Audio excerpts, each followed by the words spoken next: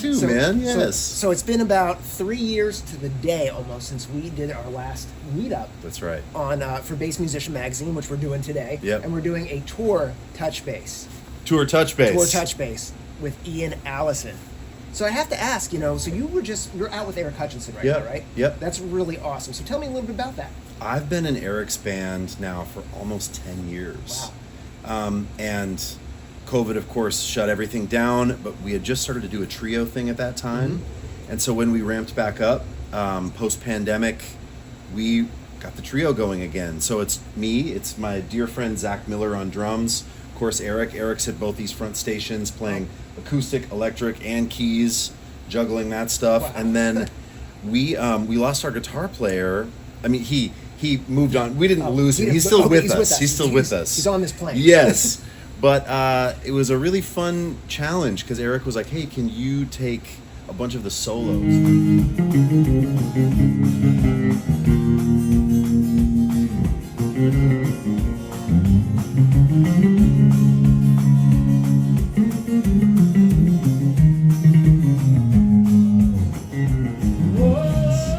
And so I was like, I don't know. Maybe, right? And then, Opportunity? Yeah, it was so fun. So I'm thinking this show for me is a little bit like, I'm absolutely a bass player most of the time. That's awesome. But there are then moments where I kick a sound and I'm wireless. So, I'm coming up to the front and I'm in sort of like guitar player mode for some of it, which is really fun, actually. That's awesome. It reminds me of being a kid again and like running up to the front of the stage and hamming it up. And you get the excitement of playing in front of people where you're moving around and you're able to like kind of step forward from that sideman role, right? Yeah, exactly. And that's always awesome. Yeah, it's really fun, and it's not something you get to do very often as a bass player. So absolutely. Trying to look at it not from a fear lens, right, but from an opportunity lens. And after 10 years, I'm sure there's that comfortability with the band that you're like, you've been playing with somebody for that long. It's like, hey, we know this stuff. We got that familiarity. Yep. You're rocking it. That's awesome. Yeah. That's awesome.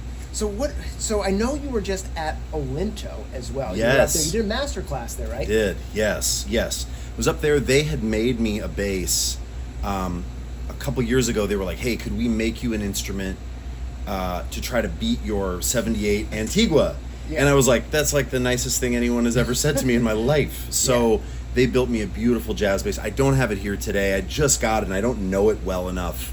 I'm playing a different bass today, which I'll show you. But I know about that one. But it's really cool. It's sort of their take on Antigua. It's like gold. I saw that. That was beautiful. I saw you post some photos on Instagram. Yeah. You're on Instagram. You're on Facebook. Yep. You're in all those places to kind of catch up with you and see that. Right. So that Olinto, I love that buffalo head nickel on there. Oh, it's crazy. I know. Dime, right? It's a dime or is it a nickel? I think it's a nickel. It's a nickel. And someone had carved a skull into the buffalo. So it's like, man, it's really cool. And they just do, like, James Carbonetti is handling all the building now and the pickups that they wind. Nice. And the neck profile is beautiful. It's a really lovely instrument. Yeah. I've seen them evolve over the years, and I mean, Labella's been around forever, right? Like no offense, they're my favorite strings in the world. They're awesome I love strings. Labella. I use them on uprights, electrics, everything, and they are awesome. So their bass platform is just as beautiful, right? It's really cool. That's awesome. I'm glad you have one. That's really cool. Me too. I couldn't believe it. I was like, it was a pinch me thing. So when you put them next to each other, it was 77, right? 78. 78. Okay. Up against the Olinto, does it feel like home, or does it feel? It's very different, actually, but in an amazing way. I think the Olinto weighs 7.4 pounds. That's light. Body is thinner in a really cool way. The neck is a completely different profile, but so it's different. I love the old jazz bass. I love it. It's a bass that I learned how to hear a passive bass with. So it's always going to have a special place. But the Olinto is like better in by every metric. I feel like the Olinto has like the cut on the armrest, like when the arm comes over, is a little bit nicer because I have a 69P, and that has like a little bit of a hard cut that you kind of have to get used to because it will put your arm to sleep. Oh, and I always sure. feel like the jazz has kind of had that into the 70s too. Interesting. So I think the Olinto is like, because I think Moschino was still there back when they started moving those. Right, that's right. And that was kind of a detail. Oh, that's cool. I actually didn't know that. I believe so. I'm sure you're right. Yeah. It's beautiful. It plays great. They even developed a new string. They're doing like a super polished round, so you got to check these out. They're the flats, the Olinto flats. I love the flats. I have yes. them. Okay. You got them. Then I saw it. I was like, I have to get They're these. so good. And then they made a round version of it, but they're not rounds. They run them through this intense polisher and take all the edges, so like they a almost flat round. Like yes, a flat wound string. Yes. So they almost feel like a flat, but they Nice. sound like rounds. They're crazy. I think they used to call them ground round, right? Yes, but ground, they run through a grinder, and they're kind of rough. Yeah. These are actually run through a polisher, That's and they're awesome. smooth. I sound like a rep. I'm not trying to. I just don't worry about it. They're really good, though. I couldn't believe it. Everything Labella. I love anything Labella. I'm big fan of theirs. Yeah. So it's like I've always loved their strings. I've been playing them since I was like 10. Very so a long cool. time. Yeah. So anything they put out is always worth checking out. Awesome. So let's talk a little bit about your other role here, because you're also an educator. You're still working with Scott's bass lessons. Absolutely, right? yes. I see you. You're doing like meetups. You're talking to people. You're going out to the NAMM show. Yep. You're doing like you're kind of like the other face of Scott's bass lessons. Scott likes to stay home. Scott likes to stay home, and so he's like, "You go." But I love it. I honestly, man, I love talking to people. I've been working for Scott now for I guess like officially full time for maybe 2 years, but kind of more as a contractor freelancer for probably 4 years. But he is a lovely guy. I love doing it. And I'm just about to go out to the UK to batch another 20 YouTube videos. Yeah, I go out 3 to 4 times a year. Wow. That's awesome. And we hang. We have such a good time. I mean, it's a blast. So I have to ask, am I taller than Scott or shorter? You're shorter. Scott's a pretty tall dude. Scott's he's 6'1", I think. Oh, okay. Yeah. Damn, that's not fair. That's not fair. I'm sorry. That's Sorry okay. I answered that so quickly. It's all right. Well, that's all right. That's okay. I'm about that same height as Victor Wooten. Which There we I'm go. happy There we with go. that one. Perfect. That's a pleasure. Yeah. That's great.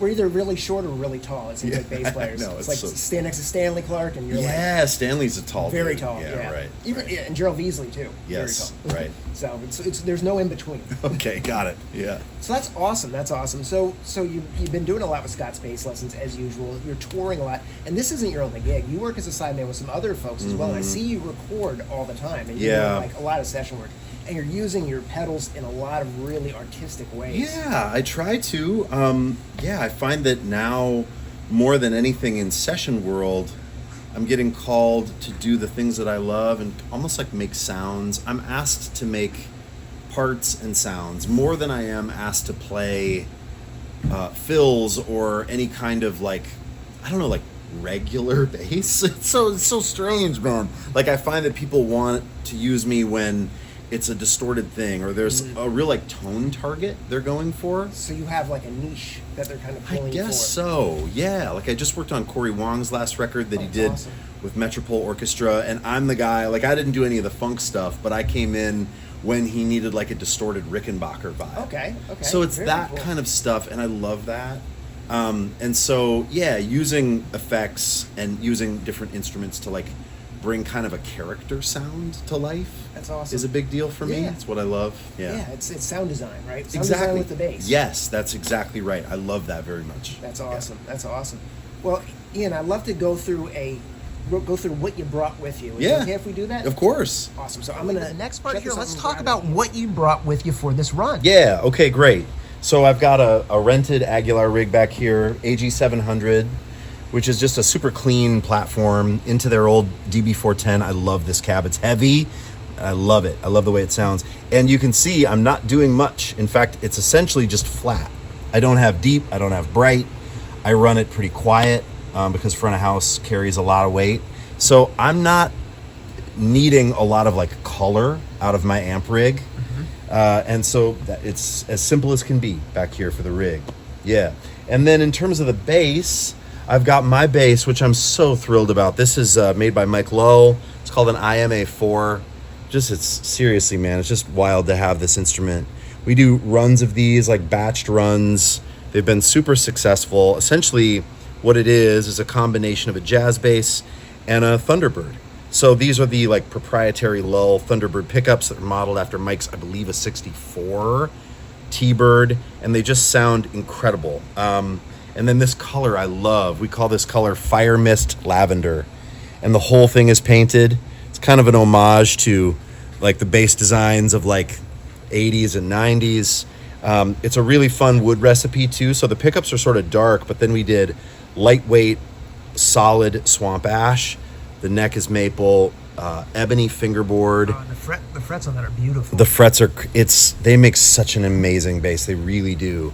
And then this giant oversized reverse headstock, which is just a little rock and roll. Yes, and I love it. I love it very much. Very Thunderbirdish. Yeah, right. Yeah. A little of that vibe, because that's in me. I was like a hair metal kid. I mean, I love that. And then this is a strap that LK made for me. It's like a Blade Runner 2049 strap, which is one of my favorite movies of all time. That's awesome. I'm running then a Shure Wireless down into this rig that we can check out here. So I'm just going into the Shure Wireless, which is actually a fantastic tuner as well. But wireless because I'm running around the stage on this show.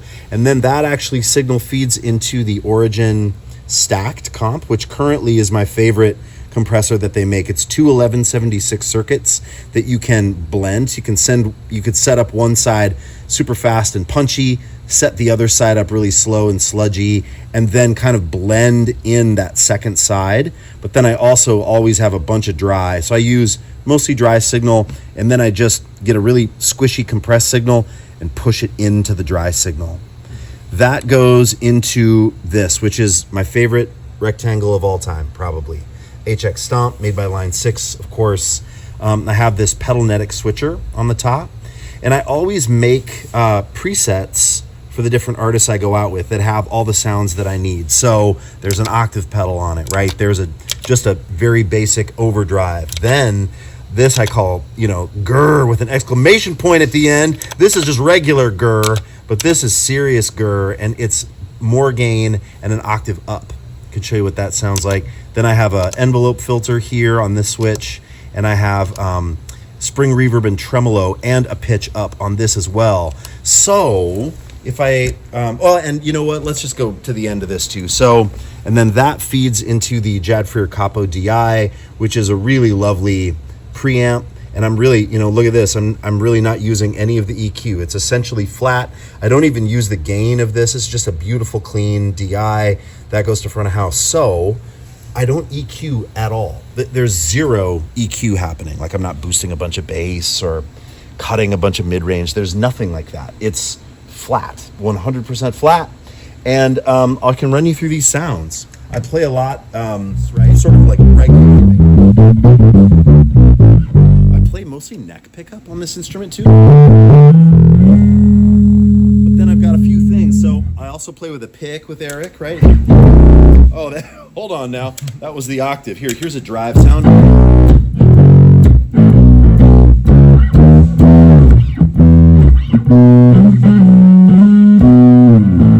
right? I also have an octave pedal.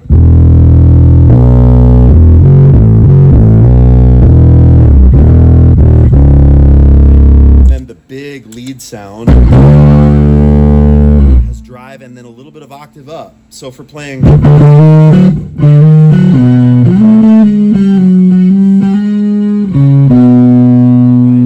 there's this whole different sort of like almost guitar-y.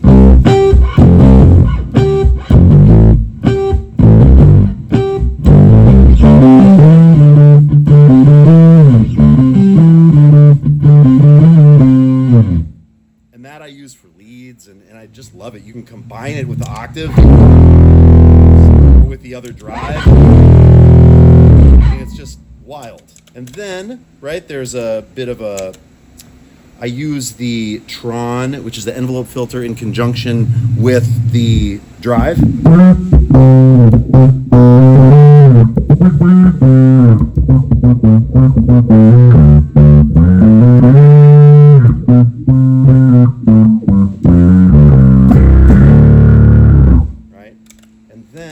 Thing is just spring into trem with a little bit of octave up. And so for doing there's this great like Spanish guitar solo on Watching You Watch Him, which is one of Eric's big like hit songs. Right,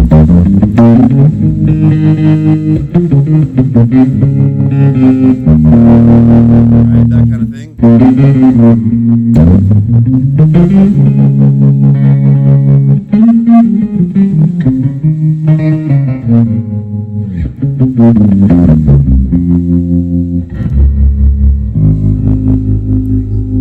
And I love this sound.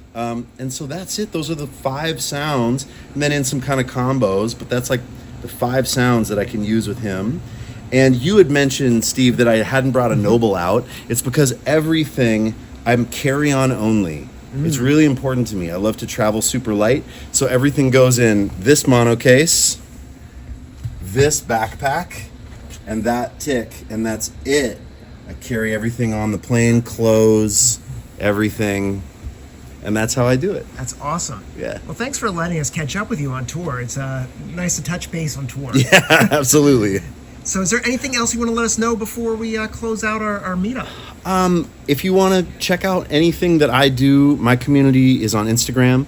You can check me out at Ian Martin Allison, and I just appreciate it. I try to get back to everybody. If you write me, I try to holler back at you. If you leave a comment, I'm going to leave a comment back. And I love it there. I think it's a really wonderful place. I'm trying to put good into the world on social media. So follow me there. And yeah, just a lot of records, a lot of stuff with SBL, stuff with Eric, just keeping it going. So who are you listening to right now? Oh, who am I listening to right now? I love Khruangbin. I'm listening to Khruangbin. There's a band from LA called The Midnight that I love, that I've been really loving. I've been jamming along with Pocket Change by Nate Smith. That record is incredible. Oh, and what else, man? You got me. We've been listening to a bunch of old 80s music in the Sprinter, and that's been really fun, kind of rekindling my love for like old Paula Abdul records. Shout out to St. Paul Peterson, Minneapolis, who was in the time, and a dear friend of mine who I think played a lot on that, did some production on that record.